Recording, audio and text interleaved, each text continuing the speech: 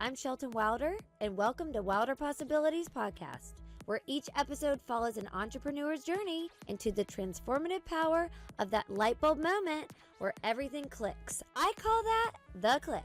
Those pivotal points that redefine our futures, illuminate paths to success, and even change the world.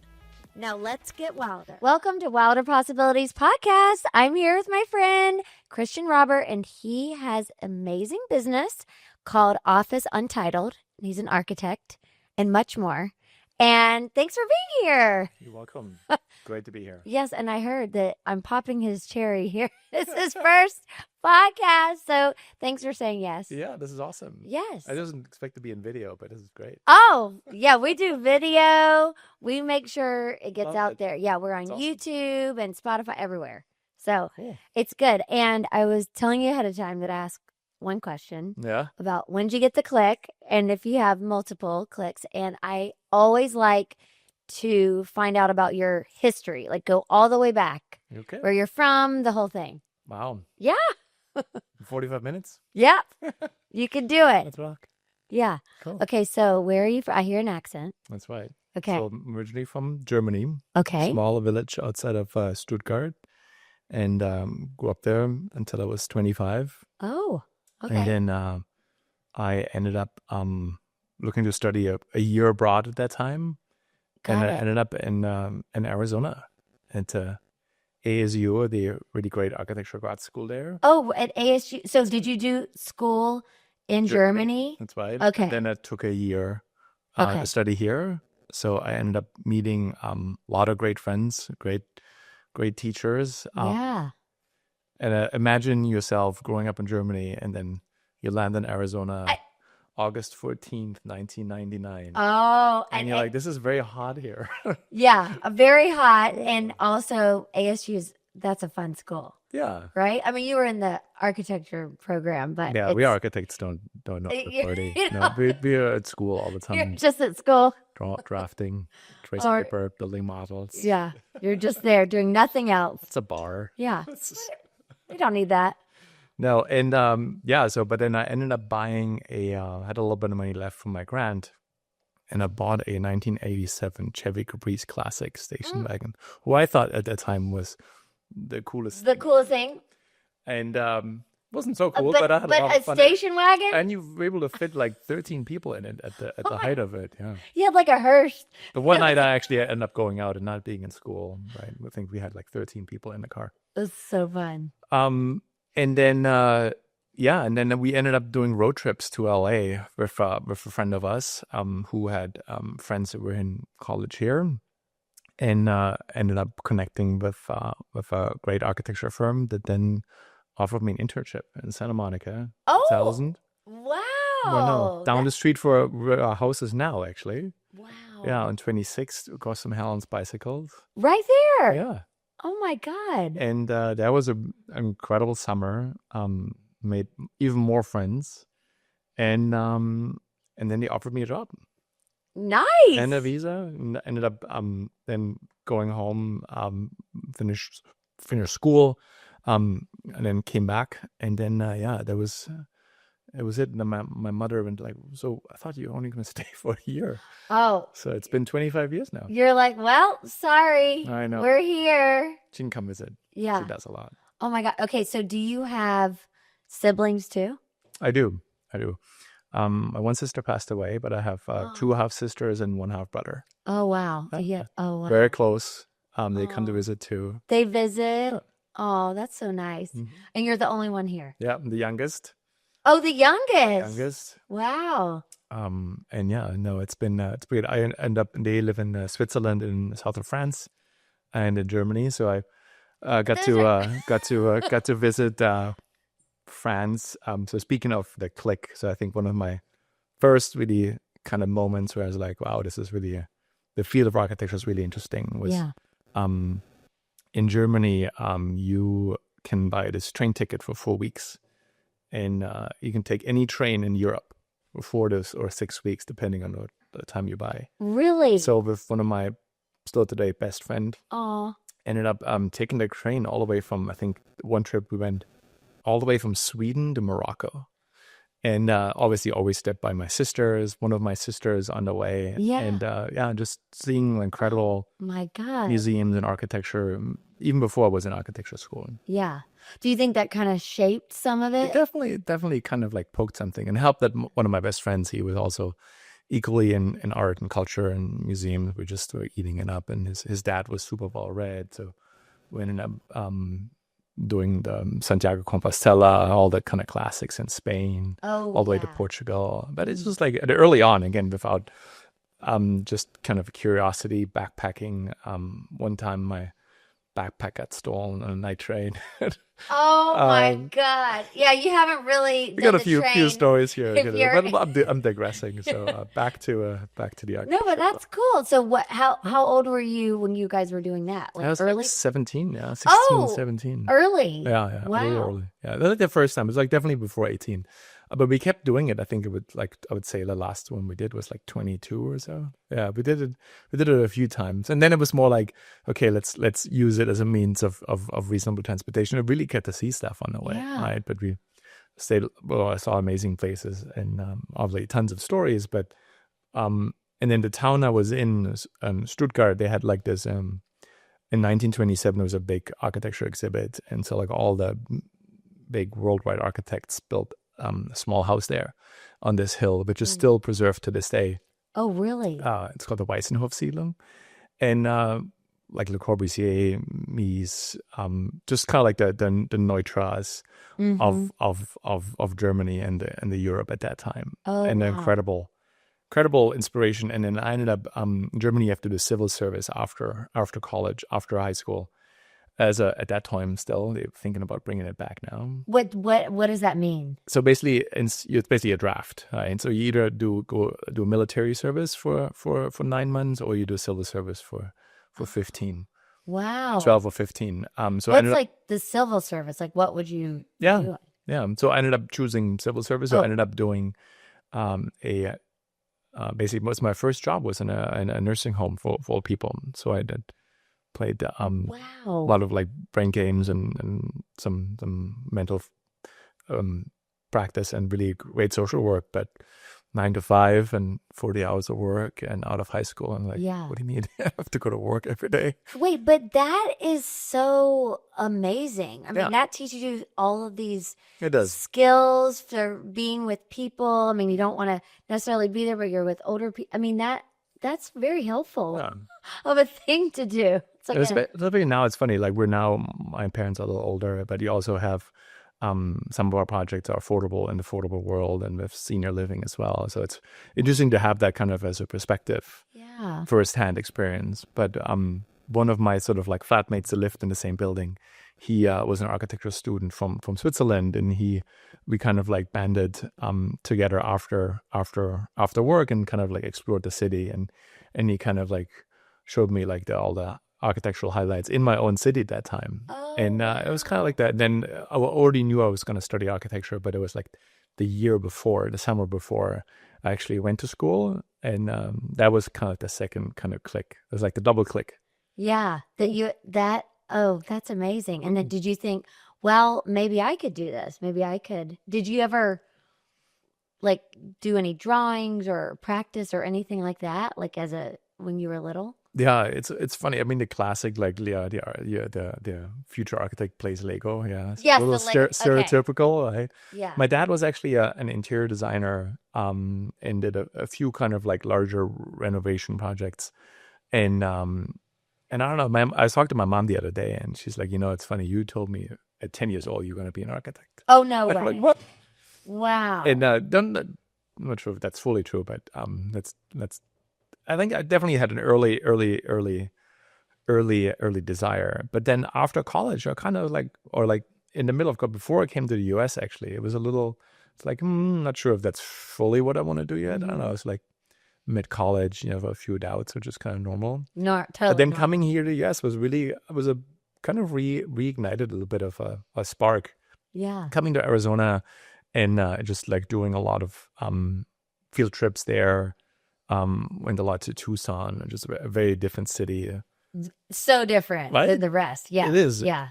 But it's more that the climate and the desert is so bare and so minimal, but the relationship with between buildings, especially houses, there were a lot of really great young architects, William Bruder and Rick Joy, who still admire to this day, right? Who were super influential. They were like the kind of like Will Bruder had just finished the Phoenix Library and did an incredible amount of like private homes. And Rick Joy had done, it's more like a design build approach, had all these like really beautiful spaces. And Phoenix obviously is a very like, modern city with, I would say, you don't really tell if you're in the desert in the middle of it until you really get out of it, right? Yeah, it's like it's big city now, right? Yeah. But Tucson is like where like in a way, it kind of reminds me a little bit of like Malibu here and the mountains, right? Where we do some work here, and in a way, a lot of the ideas that I feel like incorporate in the Moreno kind of like go back. I feel like to that kind of like this first year driving through the desert with this nothingness of rocks and mountains, and then when you kind of zoom in, you get all these little. There's quite a lot of plant life and animal life, and it's just like, so you kind of like have a unique kind of relationship compared to Germany, where it's just a different context, right? A lot of villages, right? It's like I grew up in a town of like barely 1,000 people, 2 traffic lights. No. We had 2 bakeries. Oh my God. That. Wait, that is so sweet. Yeah.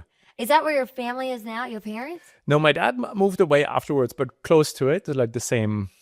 I mean, close meaning like 20 minutes away. Yeah, but sometimes I still drive by my old house. We don't own it anymore. But still have some of my old neighbor's house there.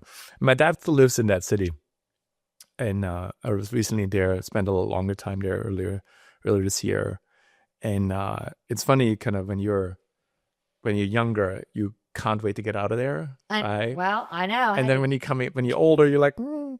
It wasn't so bad. It's nostalgic. Yeah, you're like 100%. Yeah. Right? I mean, where are you from? I'm from North Carolina, okay. A little town. I'm not trying to go back there too much, but I do like Charlotte.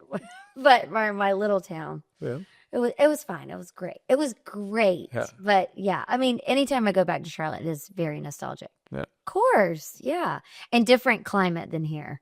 Yeah, so it is always interesting to see. But I've not driven past my old house, but I should probably do that. That would bring back a lot of memories. Very much. Well, because when our age, you weren't allowed to like hang out inside. You just had to be outside all the time. So you're like not allowed in. Yeah. So you're just spending, 8 to 12 hours outside in a day. Yeah. You're like, well, here we are. Yeah. So I'm sure I would remember. It would bring back a lot of memories. Yeah. So imagine my kids spending outside for 8 to 12. No. I wish they would survive. No, they're just like lock the door. It was like you're not allowed. Yeah. I know. That's how it was. Yeah. I don't even know it. We didn't even drink water like out of the hose. I don't even remember. Everybody's like, drink your water. You're like, I don't think I drank water in the 80s one time. Isn't it amazing how everybody has such a unique story? Right? Obviously, like when I meet people, and we're at a great school right now, and it's like the amount of parents you meet through school, right? And it's like before that, I feel like once you have kids, your social circle just expands vastly. Oh, right? And and it's just fascinating to hear where people are from. It's really for me, because everybody grew up very, very different. So different. And then I end up marrying my wife from Encino. She's from here. Yeah, exactly. Born in Santa Monica, same hospital as my 2 kids. Oh my! Wait, are you guys were at the St. John's? Oh my! Wow. Yeah. Oh my gosh. Okay, so how did that? How did you were here in Santa Monica working for that? So I was working for a firm, and then I had a great group of friends here, and we ended up going out one night on the Sunset Boulevard, and kind of ended up like, well, it's early night, we're going to switch places, and we ended up going to a place called El Centro in 2004, and Lauren was there with a couple of her friends, and I met our friends first, and they went to like, listen, you have to talk to this European guy that has who's a really thick accent. And she just gotten back from her first of 2 trips living in Barcelona. And my other friends say like her quality control was down for Europeans. So She was looking for a Spaniard, but then she ended up with a German. With a German. Oh my gosh, that's so funny. Yeah, and then we ended up dating, moved in together, and we actually lived in Gregory Ain in the Dunmeir Flats, which is a really well-known apartment building. It has 4 units. And one day she kind of like came home and like, hey, I got this place. And it's like, are you kidding me? It's like, let's move in. And then the landlord who ended up being our neighbor for a while, and we lived there for like 2 to 3 years. It was incredible. Oh. And that's, I think, was the next click moment, right? In terms of like really living in a place was built in 1925. Oh, wow. Or like a little later. But it was photographed by Julia Schulman in 45, 46. And it became one of the quintessential like townhome buildings in his work. Yeah. And but just to live there in a place that is so minimal and everything. I remember the stair going up was so small. I'm 6'3". Yeah, right? I know But I would still fit in perfectly on the stair. But then over the stair, he had laid out the bathroom. And basically the shower seat was so that the angle of the stair going up, remember, like fit perfectly underneath the shower seat. Oh. It was incredible. Wow. And it's just like he had these little, you come up the stair and there was like 2 bedrooms upstairs. And you come up the stairs and outside the stair behind like a frosted glass was this little planter. And then left and right of that were the 2 bedrooms, and they had a little patio. And when you're out in those patios, that planter acted like a little bit of a privacy barrier between those 2 bedrooms. Yes. Right? Oh, wow. And you would share a bathroom, which is so unusual and so normal in Europe. Oh, right? it's so in Europe. And we lived there obviously by ourselves. So we had like one of like our guest room or like a little study. No kids yet. And then downstairs, and the houses were so like was these townhomes, and they were shifted like 20 degrees. So you would get like a little bit of like a 3-way light on one corner and a little privacy against your neighbor, right? So everybody's kind of like open to one side. So you kind of like don't see your neighbor to the right, but you look into the left, but your left neighbor like looks to the left to him. So he's kind of looking your right. It's pretty cool. I'll send you some pictures. Yeah, I want to see that. And I think that was, to me, is like you can kind of like have this incredibly tiny place, right? It was maybe like 800 square feet, maybe like over 2 stories, but it's so well designed, so well laid out. Right? So it's like a little piece of like Tetris. Yeah, like right? your Legos. That's right. Yeah, that's perfect. And so that really, you would notice all of those things, because sometimes we wouldn't notice those things regularly. Yeah, and it's something. Like, oh, this works. Yeah, I mean, you knew about it, right? You can read about it. You can get books about it, right, and study the plans. But to actually live in it, right, and for like 2 years, and you wake up, you find the bathroom at night, and you just and you kind of like you sit there on the couch, and the lights go down, and it's kind of dim a little bit, and it's been in the neighbors next door. I remember like the woman next door, Charlotte Cotton. She was like the photography curator for LACMA at the time. Wow. And then another architect moved in. So it was like these 4 units, and it was almost a little community, like an artist colony to get you guys together. I love that. On Pico and La Brea. So a little unique area, right? Yeah. But it's just kind of happened. It was this little jewel box in this kind of area. So we lived there for, so I would say 2 years, and then Lauren moved back to Barcelona for get her master's, and oh, I didn't know that. Yeah, and then came back, and then we ended up moving to Portland, and I'm quitting my job. She had her and her brother had started a company, and we decided to move up there, break down the fort, and then I decided after 10 years at that time working for a bigger corporate firm, it's time to kind of put my own shingle out with a friend who joined slightly later, Ben. Oh yeah. And then Sean and Lindsay, my now co-founders, joined a few years after that. So yeah, sort of like now it's the 4 of us with an amazing team of a little bit over 20 people right now. Wow. Oh my God. Okay. And so did you start it in Portland then? So it's funny. So we moved to Portland, and all the work I was getting was in LA. Oh my gosh. Isn't that funny? Yeah. So I ended up early on like flying back and forth. we had a good friend of mine ended up purchasing a lot of land in north of just south of Hearst Castle, Oh, and wanted wow. to do a sort of like a larger kind of like wellness and kind of like professional learning retreat. That was ahead of time. Yeah, Like thinking of it like totally. a wellness retreat. Yeah, There's like every other yeah, person has one, but now it was like yeah. kind of unique. Yeah. And that was at that time was 400 acres of land, Wow. and you know, that's nothing I had like usually looked at my prior couple of years of professional experience. So it was a new kind of scale. We always had an interest in hotels and hospitality, Yes, and also yes. residential, but Uh-huh. it ended up being like 4 or 5 structures, so like houses and guest houses on the land, a little market attached in town, and it then led to a few other projects, and then to I think the other click moment for me was always like the so serendipity in your life, how you end up Yes. meeting kind of the right people at the right time Mm-hmm. that both Exactly. influence you and trust you. And I think one of the things I noticed, what's the biggest cultural difference between the US and Europe? I feel like Yes. in LA, I want to hear. yeah, I feel like in LA, people kind of like take a chance on you. Yeah. You know, you have to deliver, right? But I think you get a lot of opportunities here, right? I I feel like, I agree, and also because not that well, besides Lauren, but not that many people are from here, so it's kind of like yeah, if people are just yeah, totally.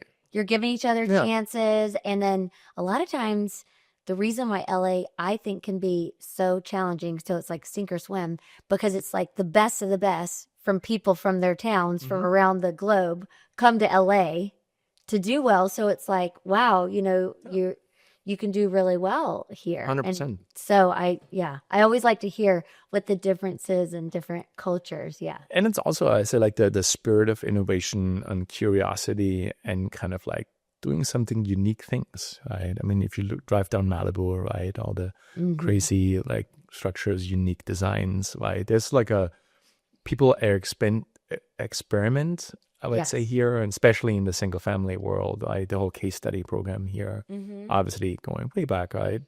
That is really that spirit is still alive. And then so we ended up connecting with a few really incredible clients. We always say we don't have clients, we have partners. Right? Yeah. From us, especially on the houses, right? It's really a personal relationship you end up with. You're designing somebody's house, where they end up living for years and years, raising your family, Yes. and so it's very very personal. And we always kind of value that in a way and take inspiration. Yeah. It's so much Yeah. trust. And so it's almost like, I mean, you said partner, but it really is because it's like you're entering into like a little marriage, together because you have to get to know each other Yeah, so well and trust each other and, totally. want to grow this design. I mean, that's, There's challenges, right? Things are like, don't pan out, and there's mhm. doubt, right? And so you have I to said kind of like people doubt. that, no, it's like, this is like Yeah. important decisions, right? Hmm. I remember when we worked on Moreno with Lauren, right? Talk about a tough client, having your own wife as your client. Well, yeah, because so Moreno that we keep talking about is your home that you just won this incredible award. Yeah, thank you. Yeah. Yes. That was so great. And that your masterpiece, Mhm. basically, and it's been published a lot, Yeah, right? Yeah. yeah, it's getting a lot of traction. It's been really been a really joy to watch, Yeah. kind of like flourish and be recognized. Yeah. Be recognized. And so she was your client. Yeah, Your wife was your client. So that's and you interesting. obviously know Lauren, right? She Love. has She's such a has a badass. Yeah. let me make sure I watch what I'm saying now. Oh, No, listen, okay. we love her. She is a She's the boss. best. Yeah. But we ended up really kind of working on the floor plan a lot, right? And she's like, "Well, I Oh. want to see more." And it's like, "Well, let's just make sure we settle a floor plan in, right?" Because then it's like, "Oh, maybe we should do a basement, right?" So there's a lot of things in Oh. flux, right? And a lot of times, you couldn't rush through these projects. You gotta let them marinate a little bit or simmer, and I- so you gotta like work on it, Yes. let it sit for a while. And oftentimes you have to when a client says like, hey, what about this? What about that? Right? I may have an opinion, right? But we always come from a viewpoint of like, let's try it. Let's do a quick option, right? We build 3D models, physical, obviously digitally. Wow. But the physical model blending is still really core. We call it analog, hi-fi, lo-fi. So we build analog tools, analog models. Mm-hmm. Oh, wow. For our Benedict project, we built like a paper model, a cardboard model that was about 6 foot long and almost like 24 inches tall, because it's a 300 elevation change on the side. But to really understand the scale of it, and it's like a rendering or a drawing doesn't really convey that, right? And it's hard to really imagine that, right? It's hard enough for us as architects, right? But let alone for somebody who's not regular. Yeah, that didn't go to school for it. But what is this project that has 300? So that's a 10-acre project in LA for a great client, a family. Oh my! And that is wow. It was almost like a family estate. Yeah, of course. And it's funny when you go back to the larger project that I mentioned earlier that we started with. Yeah, the one with the 400 acres. That's right. But I think it was interesting to kind of draw back to that, because you're really creating almost like a resort for a family, right? Where everybody, you have to respect every family member's individuality, right? Yet also create a sense of cohesion and connection, right? And people where they can be private, right? And people where they can be together, right? Yeah. So it's like having these spaces where you can be together as a family. And that is the same way if you're designing a project like Benedict, that is like 5 structures on a 10-acre parcel. Yeah. And then, or you're doing, a house like Moreno is like just over 7,000 square feet, right? Or the Dunmeir flats, which is like just 2, right? But then with like 4 houses next to each other, right? Yeah. So it's interesting when you look at it from the standpoint of community and privacy and family. So there's a lot of parallels. It's just fascinating, right? But back to Moreno, so we're going through the plans, right? And there was always these things we're going through here, and it took us a good couple of months, right, to really go through it, right? And then finally, she's like, okay, this is good now, right? Yeah. Let's go to the next step. Let's start going. Okay, so what is usually the timeline for like a residential? It kind of depends on the owner a little bit and their decision process. And some people are like, this is good, no problem. Usually we say it's about a year, I would say, to design and do the drawings. Yeah. To get permits. I think that's for a regular house. And then because you want to, there's always changes, right? Ideally you want to help the client or the partner, right? Understand all the spaces, right? And then you go to like the next level of details, right? Then we talk about finishes, right?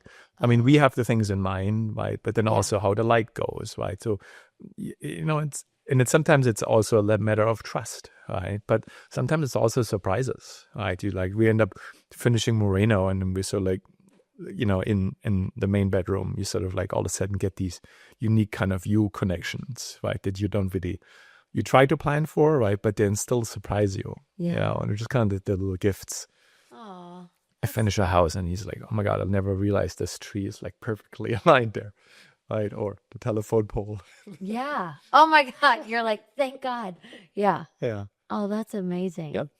That's been so has that been your favorite project that you worked on? I mean, it's kind of like asking me like which of my kids I like the most. Exactly. Yeah. Depends if it's ask my daughter or my son. Hendrix. Yeah. No, I would say it's definitely a very special project, right? But I would say each project has something unique. You kind of love them all. I'd say when people say like, "What's your favorite type of project?" Yeah. Right? I would say like the one we haven't done yet. Oh, or the next one. Yeah. Right? Because I feel like each project is like a journey, right? And it's like when we worked on a really large commercial project in downtown, and when that was finished, right? And I was on site for about a year and a half. It was a total of 5 years of my life working on one project. It was LA Live, the Ritz-Carlton at LA Live.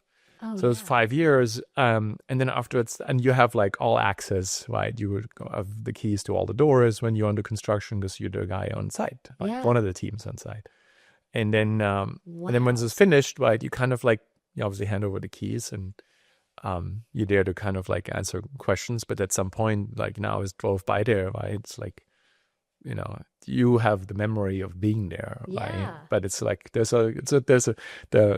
kid, in that case, the building is all grown up. Yeah, right? you're like, bye. You're like off to high Yeah, school right. or whatever. You're going to college. Yeah. Well, so that's the Ritz-Carlton downtown. Is that Yeah. one that you did? Oh, wow. Yeah.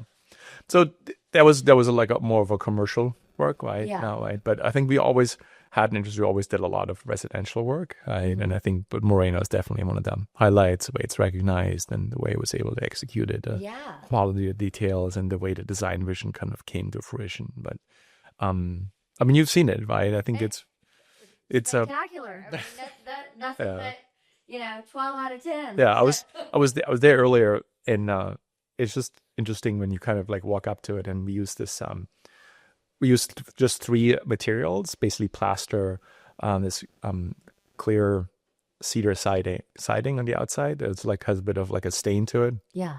and then this beautifully Japanese printed metal panel that are sort of like corrugated or like folded. Yes. But when you walk up to the house, you can still smell, now even 2 years, you can smell the smell of the cedar, like a fresh cedar. Yeah. There's like this wood is like, so it's not oftentimes what you see, but it's also what you smell. Oh, wow. Lauren was always worried, like, I want no lavender, and it's like, it's too many bees. Like, you got to have some sense of flowers, right, and scent that you kind of like, when you go through the house, you kind of experience these moments of smell, right, of taste that are kind of, we feel like always like adding another layer to it. I've never heard anybody say that part of it, and I think that's really special. Next time when you come over, Yeah, I will. I'll be like, oh my goodness, I got it. Well, I just have to like make sure I have my phone down and my bag down, and like focus and like lock it, because I'll be like doing a million things. But oh my God, yeah, I will. Yeah, I almost Be missed more it, but it's like, present. it's like, because it's at the gate. I was like picking up the mail. Like, what is that? I was like, oh my God, that's And the you're like, cedar. that's it, yeah. And Oh. and it's, how scent brings back memories. Right? Yes, that's what I'm. And I That's what I'm remember like saying. picking up the wood at the mill, right, and kind of like sanding it, and then the guy staining it and putting it on, right. Yeah. And it's like, it's like the other thing is like a lot of people like, I don't want any maintenance, right? And yeah, I mean, but things kind of age a little bit, so we love. It's like a fine leather bag, right? You kind of like, it has a patina, and it has a sort of like a texture to it after it's kind of worn in, right? We have this stair that basically like kind of like is the main staircase that goes up to the second story, right? And it's like this free cantilevering staircase and the handrail. So it's basically, we have these wood, these steel pickets, these bronze pickets that basically go through the wood and are like attached underneath the wood treads. So you can't see it. So you have these really minimal kind of like pickets go through it. And at the top of the picket, we have a steel handrail. But on top of that, we have this really warm, rounded wood handrail that you touch when you come down, right? And when the stair kind of turns, right, the landing is kind of like a 90 to 180 turn. Yeah. Right? It's like a switchback stair. And I was so adamant, it's like that, and it's really hard to do that. To basically have it curve the wood. Curve down and then go down. So hard. That. And so the woodworker was really incredible. Like, did this little mock-up that's still on my desk of the handrail, of that turn, right, to show me. Or they basically did a little physical 1-to-1 model of that. The actual then in-person sample actually wasn't as nice as the mock-up, but it's still pretty incredible. But sometimes these things also, when they're not fully perfect, right, they have kind of character, right? So I always say like, but everybody's different, right? So we obviously respectful, and now with the whole sort of like fire discussions, right, we're more aware of everything, that things have to be careful about like flammability and maintenance, but also sustainability, right? But in that area where we now is the wood is a key part, and then but with plaster and the metal is really unique. Yeah. So we really care about the materials. Yeah, it sounds like it. And is that, have you done any projects or wanting to work on any projects, or like you had this thing in Malibu? Was that, did you take into account a lot of Yeah. that material. Okay, yeah. Yeah, And you for were sure. doing And that. it limits your choices a little bit, right? But you have to look a bit further, right? But there's still we really want to find materials that work well in all kinds of lights and have a little bit of a texture and work well with everything about the house, the nature around the landscaping. Oh yeah, to So bring yes, that. it's always like a little, you know, a great journey, right? When you're starting a new project and finding a material that you've used before, but you can make a little bit more unique this time, a little bit different texture, right? The plaster finish, right? Yeah. And so it's kind of nice, but it's unique. Moreno also is like when we so it's Moreno is basically organized where a traditional house is always very compact, right? And so you know these little cameras where you kind of like pull them apart and you pull them back down to kind of like move the film further, right? And Oh so yeah, that was kind of exactly like that. Yeah. right, the inspiration was basically to take the house and then pull it apart, and where the house is pulled apart, that open space that is created becoming these two courtyards. So I know their view. It really makes it feel just so airy and unique. and it has a few things. So one, it allows you to naturally ventilate the house much better, right? And so you get a much more breezeway through it, right? You also create these, you bring now the landscape, right? You have this beautiful ginkgo tree and the south-facing courtyard, the Japanese maple on the north-facing one, right? And it kind of brings the nature literally into the house, Yeah. right? And you know, obviously the house is very private from the street, right? Very like, you know, I would say sealed off. You have this series of these layers of the so like the board and form concrete walls when you come in, right? You kind of like turn the corner. Yeah. But once you turn the corner, you kind of like see through the house. But the ground floor, you have like the guest bedroom and the garage who kind of like block a little bit the view when you first, so you let the house kind of reveal itself as you progress through it. Yeah. And then once you enter it, you kind of like, you're in the see the staircase. There's some traditional elements, but kind of like interpreted in a new way, right? And then it kind of opens up very much. So you see these courtyards right away. And then the house almost goes away, right? It's like, where's the house? Yeah. Right? You almost feel like you're outside, you're outside. or inside. Yeah. And then since all the glass panels are movable, right? In the summer, I would say 80% of the time, you know, we keep the windows or doors It would really just open. right? Yeah. So you really, the lines are really blurring if you're inside or outside. And then that space that is left, obviously, that still connects those two parts, right? On the ground floor is where we put the dining table. And because the dining table is always like, where do you want to eat? Right? Yeah. You want to eat somewhere where it's close to the kitchen, right? But you also want to have it kind of formal enough so you have like a larger party or a larger dinner with friends, right?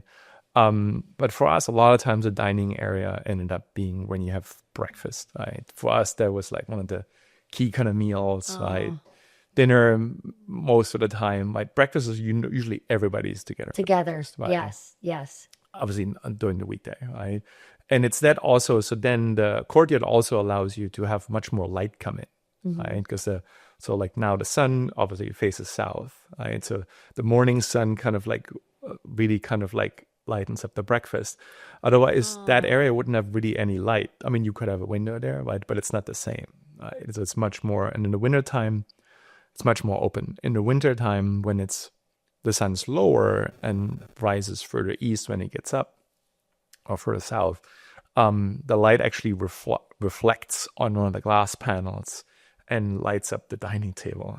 So and some of the stuff I kind of knew, right, instinctively, but it doesn't really prepare you when it's fully there, right? Well, yeah, of course. So, but that's, I guess, a skill that you have where you look at all of the light and all of the elements before you start the building. It seems like because didn't you guys have the lot for a while?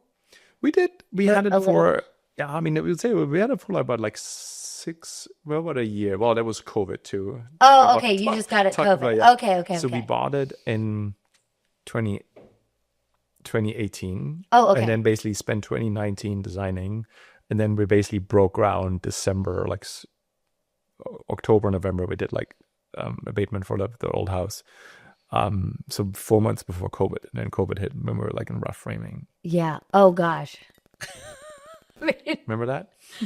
Yeah, that was interesting times. So but it's like you kind of like, talking about curveballs, right? And I think you gotta have like the right spirit, and like everything's gonna work out and you're gonna get it done. Yeah. Right. And in hindsight, actually, like it helped us a little bit because it kind of like paused us. We were able to rebid a few things, right? Actually, prices came down a little bit. So okay. It's like might as well kind of like see if the price is still valid, right? And coming from Germany, we always feel like I'm more frugal. Then so we don't want to waste people's money, but it needs to be quality. Yeah. Right? And I think that's an art itself, right? And I think that sometimes when you have that extra time, obviously not really by choice, you might as well use it for something. And we did. So then it obviously took longer. So our house, it took like 4 years all the way by the time it was done, with a little bit of a delay. Yeah. But then when it was finished, I remember Lauren said something where she was like, well, I really thought the interiors would be like the highlight, but the architecture really won me over. Right? Like, well, it's a great compliment, right? That is, yes, that's an A+. And coming from your wife, I'm like, thanks for having a high expectation today. That's but I think it's that that's better that she had lower, and then you very much exceeded. That's exactly, good. Yeah.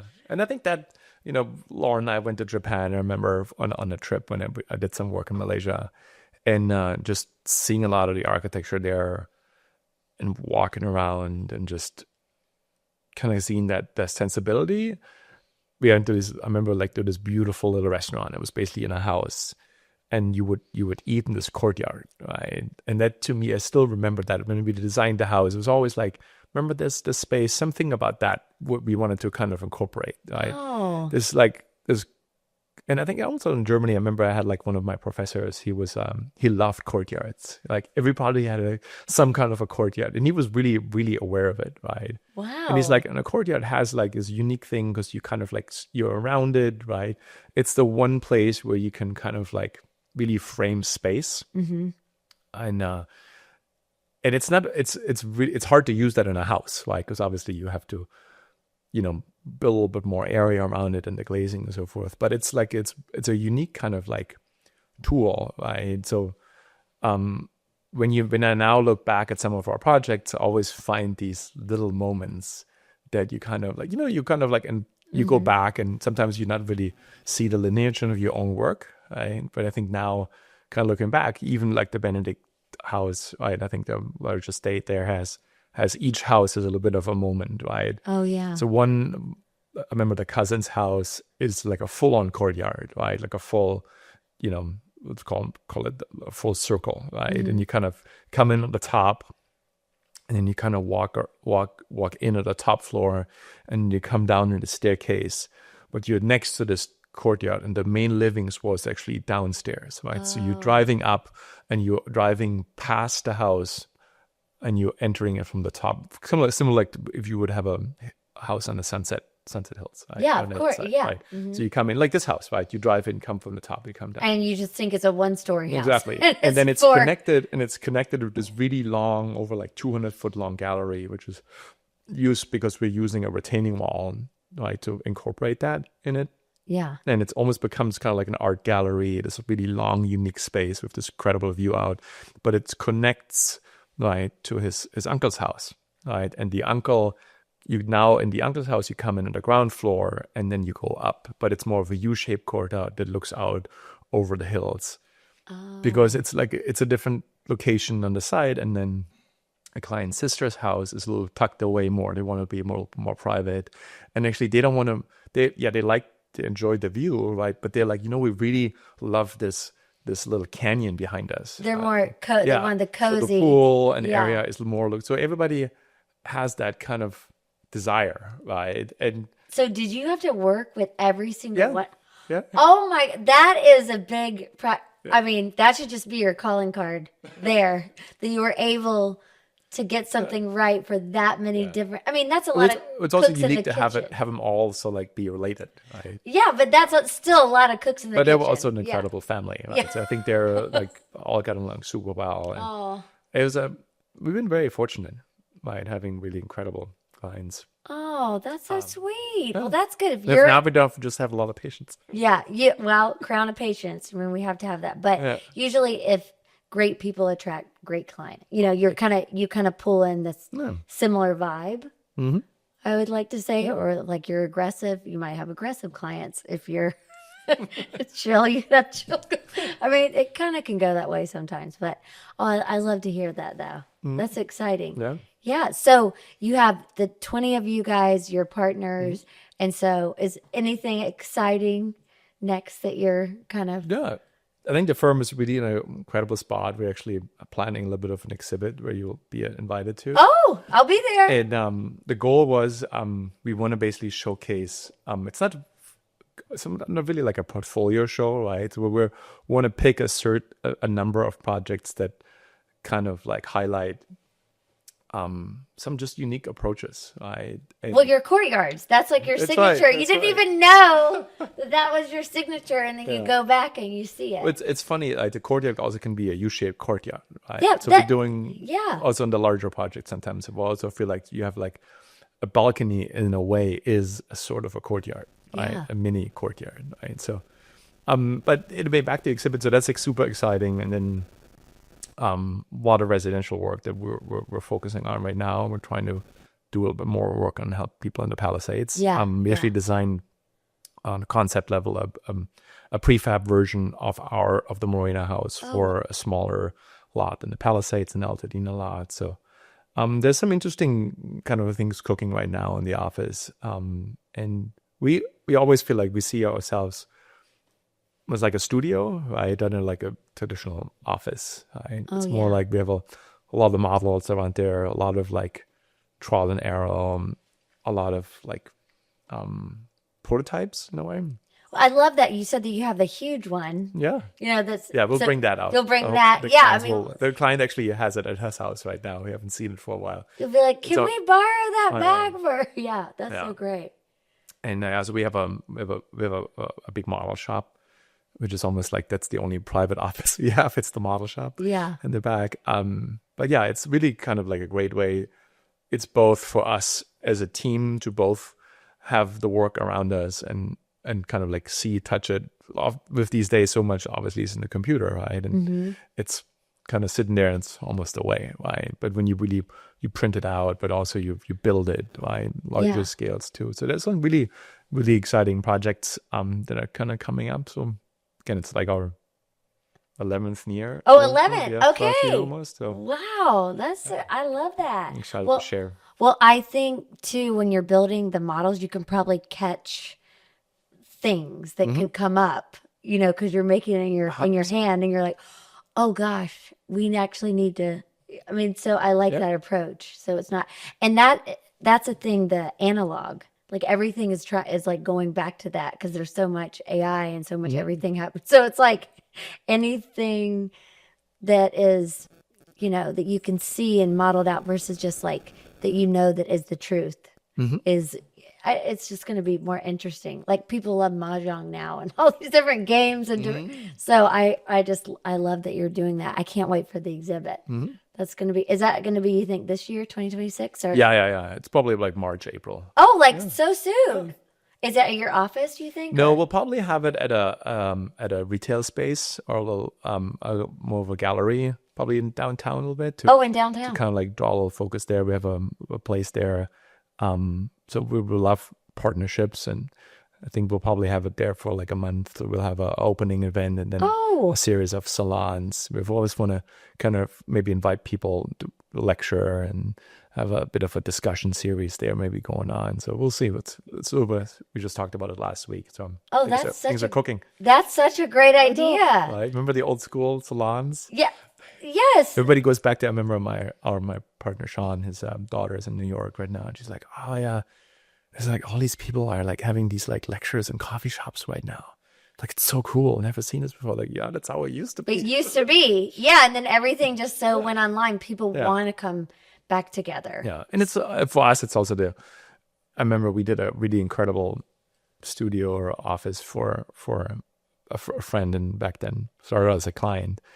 And he said, like, the office is my business card, right? When I bring clients to and you call it, we don't have offices, we have centers, right? Oh, and yeah. we will bring clients there, they get it, right? They get it that we're unique, right? And I think once you see the work and meet the people, a website is only so much, Yeah. right? But once you see a model 6 foot tall, I think tall, that is of 10 acres of land with five structures on it. So it just also allows you to really kind of like understand the scale and really get a feel for it.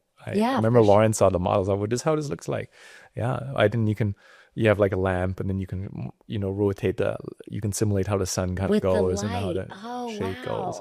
Because the other thing too is like, in LA, Lauren always makes fun of me, right? Because she always like, how you always when we go to the beach, like, you always hide in the shade. And it's like, I love the sun, right? But I don't want the sun directly on me. Yeah. So Moreno faces west, right? The backyard, the main living room, right? And in the afternoon it gets so hot, right? Because you get the whole western sun, right? So we designed this little trellis, and at the edge of the trellis is held up by these two large beams, and we basically hit this vertical roller shade that hides in that area that kind of comes down. For it you. Blocks it blocks the sun, but it blocks it. Now she loves it too, but it blocks the sun far out from the space, so it's not like on the glass, right? Because then you're sitting inside anymore, right? And so it's having that kind of like, it's a simple trick. It's like out like 15 feet or so away from the glass. Yeah. So now you can lower this a little bit. You can still kind of walk underneath it. The kids can kind of run around it. You still feel like it's outside, but it's taking that away, and it saves a massive amount of energy and heating. Oh, wow. Heating bill. Yeah, so smart. All these different things. So do you guys do the interior design as well with all the materials? Sometimes. Okay. Yeah, or but oftentimes on Moreno, for example, we collaborated with Courtney and I, the great designer out of Portland. Yeah. She worked with Lauren on a loft in Portland. So I know, because she has do you guys still have that? Like yeah. Like is it apartment condo? Oh, okay. Yeah, up there. And but she's incredible. And then oftentimes clients have their own interior designer. So we're partners. We love to work with people. We love to help collaborate ourselves. But everybody has their certain. We always feel like, we don't really think there's like, you don't want to have too many cooks in the kitchen, right? But a really well orchestrated team or put together team is really incredible. Yeah, and then you get to meet new people. Love the spaces, and exactly. I love it. Okay, well, I cannot wait for the salon to come down. We'll come film it. The OU salon. We'll be there. We'll hear the talks. Yeah. So this is great. Well, you did great. Thank you. On your podcast. Awesome. Woo! Okay. Bye. Thank you. I'm Shelton Wilder, and welcome to Wilder Possibilities Podcast, where each episode follows an entrepreneur's journey into the transformative power of that light bulb moment where everything clicks. I call that the click. Those pivotal points that redefine our futures, illuminate paths to success, and even change the world. Now let's